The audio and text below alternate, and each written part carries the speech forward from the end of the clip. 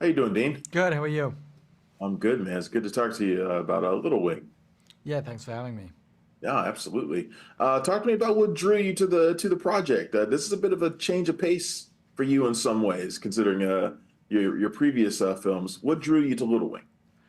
Well, John Gadens and I worked together on Power Rangers, and he called me up after that movie and he said, "You want to read a weird little script about pigeon racing that I wrote?" And I said to him, "Well, John, my father and grandfather were some of the preeminent pigeon racers in Johannesburg, South Africa in the Oh, 60s. wow.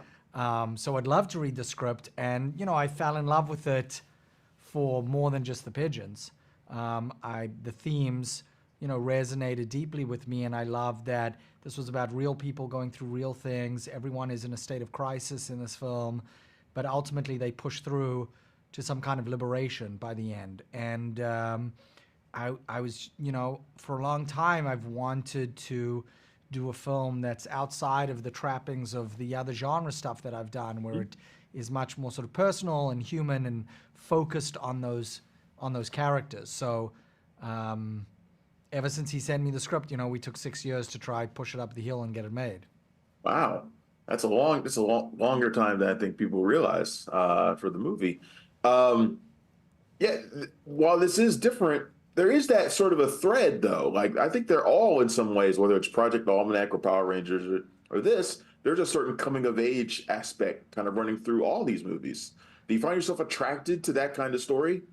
Yeah, I mean, I didn't realize it until I'd started really thinking about it. But yes, I think I'm really interested in that time in one's life where everything feels really big, where the stakes feel really high, literally or figuratively, where you're really working out in so many ways who you are, where you belong, who you belong to, the cost of belonging.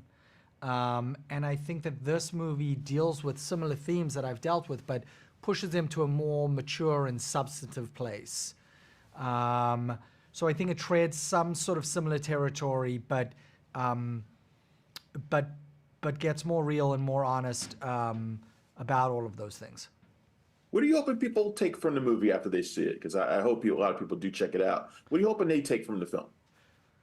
When someone releases, when pigeons are released to race, the person that releases them is called a liberator.